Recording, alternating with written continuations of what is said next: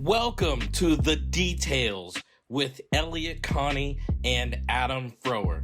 This is a podcast where we examine the intersection between solution-focused brief therapy and current topics going on in the world. And we do this because we genuinely want the world to be a better place. So enjoy and come examine the details with us. Okay, so Adam, the big thing happening now these days is we're clearly in this weird pandemic where the world is crazy and everything's going nuts. And the big thing going on right now is back to school and parents having to make decisions about how do I do this and what do I do? And then like local governments and districts are trying to sort out what they're doing and how they're going to handle the position that kids are in and the position that teachers are in and all that kind of stuff. So as a parent, I think you should kind of start off first because I don't have any children. I have one opinion that I think I'd like to share here, but I think I'd like to start off by saying, this is a decision you have to make, like you and your wife and family. This has a direct impact on you. So I want to hear what your thoughts are about how to handle back to school in this pandemic world and what you see happening in the like all of it. And then I want to share what I literally just have one opinion that I want to share about this topic. But I think as the only parent here, I'd like to hear your thoughts first. Well, I guess I should preface by saying my opinion is probably a little bit biased, and mostly I would say that's the reason for that is because, as many of you know, my wife is a recent cancer survivor, and so the decision that we are making as a family is very different than I think many other completely healthy families. They're considering this in a very different way than we are. So I should probably put that out there first, but I think then I guess some additional background information for those of you who don't know, as Elliott alluded to, we have 3 children who are aged 9, 12, and 15. So we have one child in elementary school, we have one child in middle school, and we have one child in high school. So we kind of run the gamut of the considerations. So one of the things that I would say is because my wife is immunocompromised, the decision for us was probably easier than for many people. We have erred on the side of caution. I guess the other piece of information that I should give to you is that I live in Gwinnett County in Georgia, which is all over the news recently. We're just getting ready to go back, and recently, CNN published a story where they said 260 teachers who went back to get ready for school were either diagnosed as positive or were exposed to somebody who was diagnosed. So we're kind of at the epicenter of all of this. And so originally our school district gave families the option of choosing whether to go back in person or to do fully online. And again, because of our personal situation, we chose to go fully online. And then a couple of weeks later, then the school district came back and said, actually, we're going to make everybody begin in an online way. So even in our world, things have kind of constantly been changing. And I think that's one of the things that's really important to hold on to is that much of this basically is creating uncertainty for people. And I think sometimes when there's uncertainty, people, one, make decisions that they might not have made otherwise. I think that it also makes us, in times of uncertainty, it makes us more critical of other people and other people's decisions. And so I think that one of the things that I have tried to do throughout this process is to say, we're going to make a decision that's right and good for our family, and other people can make decisions that they feel are right and good for them. And so I think with all of that as the backdrop, which I know is a lot of backdrop, I would say my personal opinion on the matter is I don't understand why we're trying to rush to put kids back in school. I know that some of the people have said it's not good for children's mental health. It's not good for children's social lives. It's not good for educational purposes. It's going to put children behind. But I think all of those things, in essence, are now challenges that we have to figure out as adults. We have to help our children to navigate this process. And I don't think that necessarily putting them back in physical harm's way is worth it. And that really the challenge should be for us. How do we address those other issues without putting our children in physical harm? So I think one of the things, particularly, obviously, because we're mental health professionals, how do we help our children to navigate this mental health challenge? I think that's something, and obviously I think maybe you and I can get into the beginnings of that, but I think we need to be thinking about how do we how do we address those things without jeopardizing the physical health of our children? Completely agree. Completely agree. So first of all, you brought up mental health, and we are mental health professionals. And I want to say very, very clearly, I have a really strong opinion about this, which I'll get into in a second. Before I express that opinion, I am in no way downplaying or diminishing the mental health impact of what we're going through. In fact, even myself, as a 43-year-old adult, I'm struggling with just being stuck in the house all of the time. And even when I do allow myself to venture out, it is clearly a different world, and in some cases, like an unsafe different world. So even as an adult, I acknowledge and recognize that I am experiencing mental health consequences for the world that we currently live in.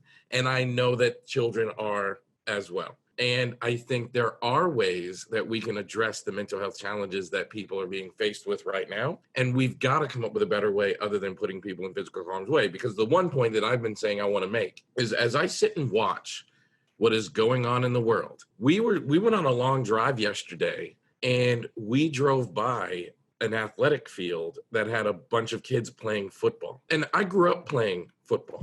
And not just playing football. They were there. You could tell they were all in uniforms. They were there for school practice. So Right. It's not like a bunch of kids got together to play football. Exactly, right. They were there for school. It was a school-functioned athletic practice event.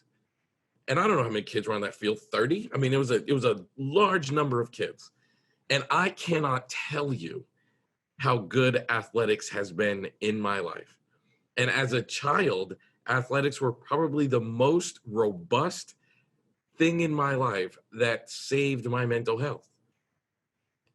But I still don't think those kids should have been anywhere near an athletic field in our current environment. And by the way, that field that we saw, if we weren't in Georgia, we were close to it, which is like the epicenter currently of outbreaks.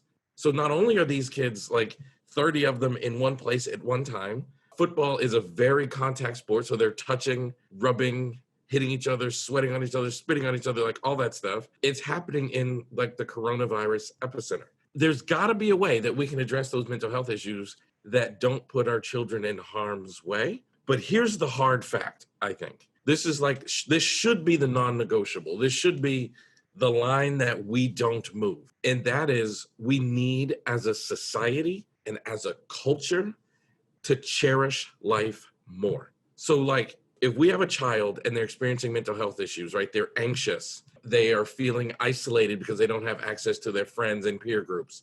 If they are feeling depressed because they're stuck in the house, isolated away from the activities that bring them joy. If they fall behind in school and their learning is delayed, all of that is fixable. Like, I can fix anxiety. I can fix depression. We can deal with feeling isolated. Let's say this goes on for like a whole year and you miss a year. And the consequence is, instead of graduating from high school at 18, you graduated from high school at 19 or 20. Like, all of that is addressable. We can deal with all of that. The one thing that is not recoverable or that is not deal withable is death. Some kid somewhere is going to die. And some teacher somewhere is going to die. And if we go back to school in unison as a country and one person loses their life, that was too high of a price to pay, because life is that precious. Life is that rare. I'm someone with a weak stomach. And I can remember in undergrad, I took the child development class, like very first child development class. And obviously, if you're going to study child development, one of the things you study is inception, like how children are created. And they had this video that we watched about like the sperm swimming through the thing and arriving at the egg and all this stuff. And I'm sitting in the back of the room, like trying not to vomit. Then it was a real classy video, right? I shouldn't joke about it. It was a real classy video about, how life is created. And I remember, I'll never forget, so the sperm swims through and then there's like a chemical released by the egg, and the sperm follows that chemical and fertilizes the egg. And then once the egg is fertilized, the egg releases another chemical that kills all of the other sperm, so that the one sperm that successfully got through into the egg and fertilized it, there's no other sperm that would do that. So now we have this, and then the egg is released and it floats down this tube and then sticks to this wall. And if it doesn't stick to the wall, then there's no baby. And I remember watching this video and thinking, in order for a life to happen, 15 miracles have to happen in order for life to be created. So that means every person walking around on the planet is the result of multiple miracles that have to happen in a very specific sequence. And I think we take for granted because there's a lot of life around that, like, life is not cherishable. Like, there are tons of kids, so birthing children is not easy. That's not true. Because if you think about it, like, and forget things like intentional abortion, which obviously is a hot topic, whatever. How many times has someone had a fertilized egg that floated down that little tube, but did not stick to the wall, and then the life was not created? Like, that must happen millions of times. What we see is the end result of, like, the child and whatever. So we don't realize that every single person walking around the planet is not just a miracle, but is like the result of multiple miracles happening in a very specific set of conditions. And then we do things like, so what, go back to school. I've seen people say, we'll only lose a few kids. Somebody said, like, kids are not super spreaders, so most of them will be safe. But I'm literally saying, if everyone, and I'm in America, I'm from the United States, so I'm just going to talk about the United States for a second.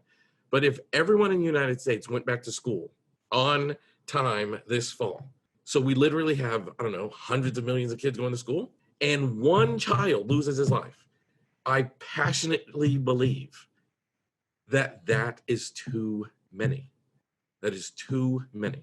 And we have to figure out a way to address these issues that we are all facing, including me. I'm a 43-year-old adult. Like, I'm facing these things too. That doesn't come with such a high price. Now, as mental health professionals, and in particularly solution-focused mental health professionals, we are constantly talking about two things. Number one is outcomes, and number two is miracles. Like, we're always talking about this, like, preferred future thing. Let's take a child, for example, and let's call this child Matthew. So let's say Matthew wanted to become a doctor. So that's the outcome that Matthew wants from his life. Matthew's like a 12-year-old boy, and he wants to become a doctor. And then the pandemic happens. The pandemic doesn't remove the outcome. Matthew can still become a doctor. It just might mean you graduate at 19 instead of 18. Or it just might mean you're going to do a year and a half of that in online schooling at home. Or it just might mean you're going to have a little bit of anxiety and social stress because you weren't around your peer group for a period of time.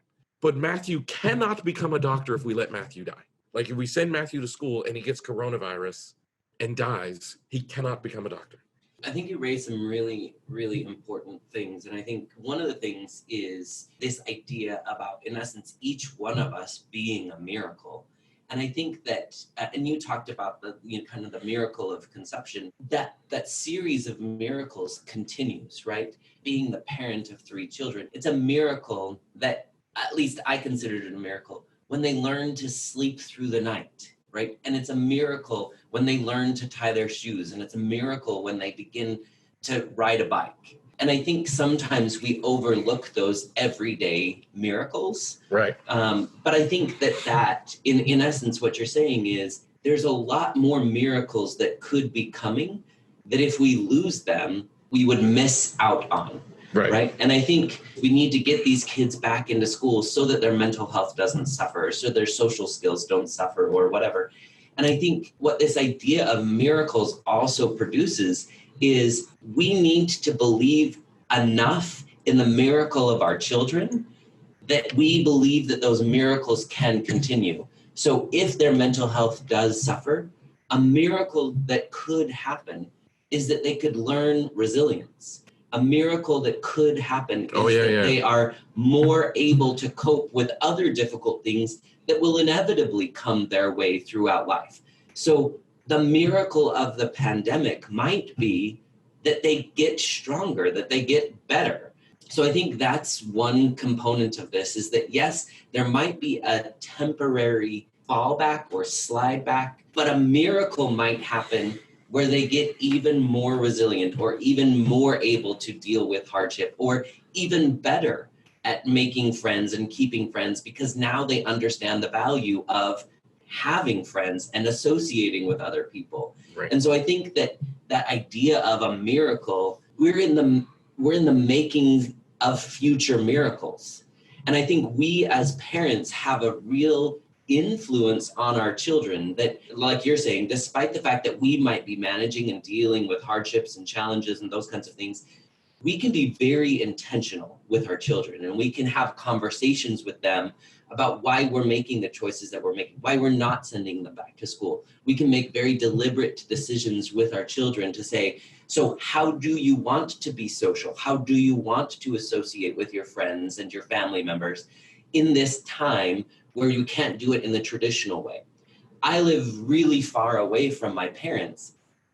This is a great opportunity for my children to develop a relationship with their grandparents in a way that they couldn't have if they're in school and if they're in extracurricular activities. My children are swimmers, right? They have swim practice every single day. That isn't happening. So we can use that time to connect with their grandparents in a way that they couldn't have connected beforehand, right? We could Zoom every single day if we wanted to. We could do family history interviews with my parents and say, tell us about when you were kids and what were you dealing with and how did you become the kind of people that you are today? So we can teach our children through really deliberate actions how to be better prepared for other things that are going to come their way in the midst of this one. It's an unprecedented time. None of us have ever experienced this before, so we're learning. But if we're deliberate, we can be deliberate about creating miracles. I love the word deliberate, because what I think makes solution-focused brief therapy so effective and so dynamic is a client comes into the office and they're so distracted by problems, symptoms, life. And we have a conversation that is specifically honed in on a very particular outcome or set of processes. Just that alone, like that in and of itself, provides clarity, and like that in and of itself leads towards change. So if I come in your office and I'm distracted by depression, anxiety, addiction, whatever, and you have a conversation with me that kind of reminds me like who I am and what I am hoping to achieve, that leads towards change.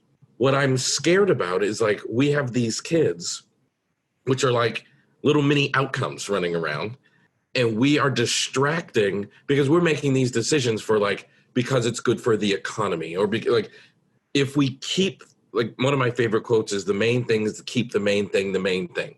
So the main thing needs to be turning these little people into really effective big people. And we have proven through history that we can get through hard things. Like an entire generation got through World War II, right? An entire generation dealt with the Great Depression. An entire generation dealt with previous pandemics. And they were still able to turn little people into effective big people. And I think we are prioritizing the wrong thing. We are forgetting that like people can get through hard things. I think one of the biggest mistakes that happened in this pandemic is like we didn't just shut down as a globe. When this happened, no one go outside and do anything for about a month. It will be all right. We didn't do that. Like we're like, we need to do this for the economy and we need to do this for the whatever. And like the main thing has always got to be the main thing. And I can't for the life of me figure out why the main thing isn't life, because it's the only thing that is not replaceable. Like when Elliott Connie is dead and gone, he's dead and gone. Like there won't be another one. There's no like do-over. There's no second chance. There's no like, you're not going to go to the Elliott Connie tree and pick another one. Like it's gone. And I it's crazy to me that we're just kind of like, we've only lost this percentage of people. Or if we send the kids back to school, it'll only be this level of loss. One is too damn many. Like we can't do this. Like this is crazy to me. We can get through hard things. We know that. We can manage through hard things. We know that. We can parent through hard things. We know that. But we can't say these things that are just not true. Like kids who are isolated. That's not true. I know somebody who's growing up on a farm right now. Perfectly fine. I know someone who's raising her children on a farm. Perfectly fine. I know lots of people who went through homeschool. Perfectly fine. Like it's not easy, but it's manageable, and it's certainly more manageable than death. I think oftentimes too, we're making decisions because we think that it's important for the adults, right? So I know one of the things that I've been thinking about too is, right, what about those people who are near poverty, who are single parent households, who are dependent on their children going to school because they need to work 3 jobs, right? And obviously that's such a horrible, hard decision to make of, do I send my children to school or do I try to manage the way that I need to manage in order, like you said, to economically survive? I think, again, one of the things that's really, really important is to say the economy, all of those things, they aren't as important as those children, as that particular family. I would even go a step further.